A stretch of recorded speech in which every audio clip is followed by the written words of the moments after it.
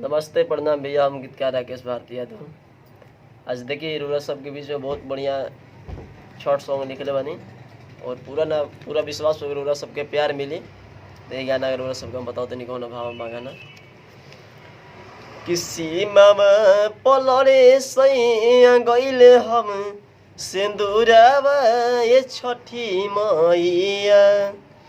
किसी मामा पलरे सैया गईले हम सिंदूरावा ये छठी मैया।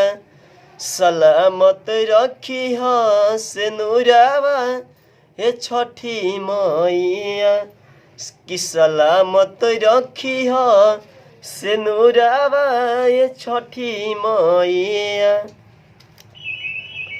कि देशवा के रक्षा करस सीनावा के तान हो। लागल बा लड़ाई माई चीन पाकिस्तान हो। कि देशवा के रक्षा करस सीनावा के तान हो।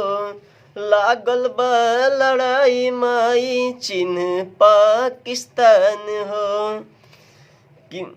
कि भारत के राज हवे जम्मू कश्मीरावा हे छठी मैया।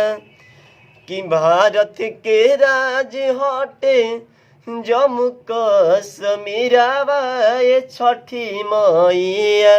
सलामत रखी हाँ सिंदूरावा ये छठी मैया। कि सलामत रखी हाँ सिंदूरावा ये छठी मैया। और लास्ट लाइन बा भैया, देखी वो औरत कहतरी का कहतरी लास्ट में कि यही हर एक नारी के यही चाह होला कि यही है मोर सजनवा। हर कि यही है मोर सजनवा तुम बरत उठाइब जोड़े कलश पवन से औरंघन दियाई।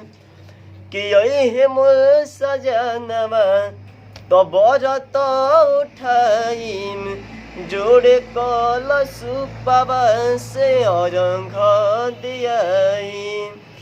कि सेवा के संगे हम चढ़ाई अंगूरावा छठी मैया।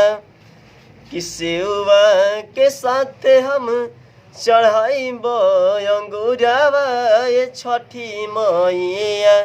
सलामत रखी हाँ सिंदूरावा ये छठी मैया। कि सलामत रखी हाँ सिंदूरावा ये छठी मैया। नमस्ते प्रणाम। तो यही तेरे प्यार दुलार हमारे चैनल बने रही और जय माँ इंटरटेनमेंट चैनल के सब अगर सब्सक्राइब नहीं करे जा नया बन जा तो सब्सक्राइब कर जा। और यही तेरे बहुत हिटेड गाना पाई जरूर सब।